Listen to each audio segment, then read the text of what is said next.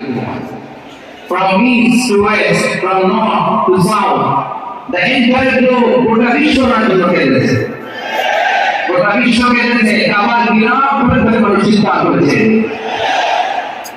এর থেকে মৃত্যু হতে পারে?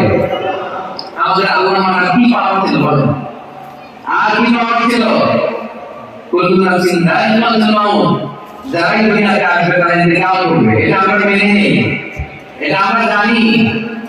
কিন্তু আমার বড় বিষয় হচ্ছে আমরা আজও জানি না আমাদের আল্লাহ মৃত্যু কি স্বাভাবিক হয়েছে নাকি এটা পরিকল্পিত মেডিকেল বিল ছিল।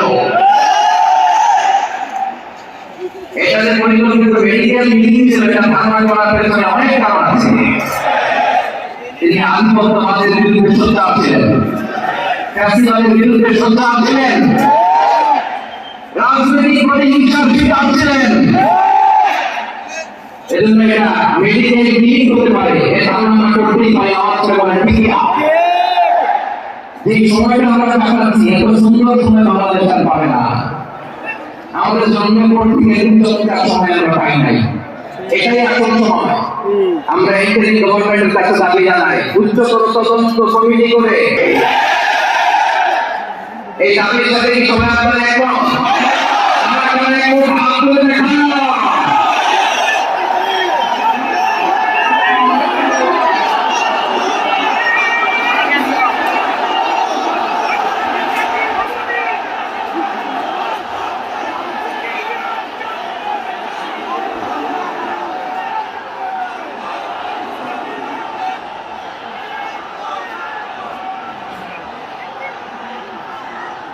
আমার প্রিয় ভাইরা, প্রিয় চট্টগ্রামবাসী, আল্লাহ তাআলা তার এই মুখলেস গোলামকে তার জান্নাতুল ফেরদাউসের মেহমান হিসেবে কবুল করুন।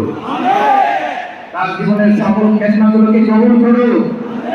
জান্নাতুল ফেরদাউসের আলা মাকামে তাকে মেহমান হিসেবে কবুল করুন। আল্লামা শহীদ দেওয়ার হোসেন সাহেব রাহিমাহুল্লাহ উনি ছাড়াও এই ঐতিহাসিক ময়দানে কথা বলেছেন আল্লামা লুৎফুর রহমান রাহিমাহুল্লাহ, চলে গিয়েছেন আমাদের দেশে। তিনি বলতেন ইনশাআল্লাহ মিজান আমার আসবে। আল্লাহু আকবার, আল্লাহু আকবার।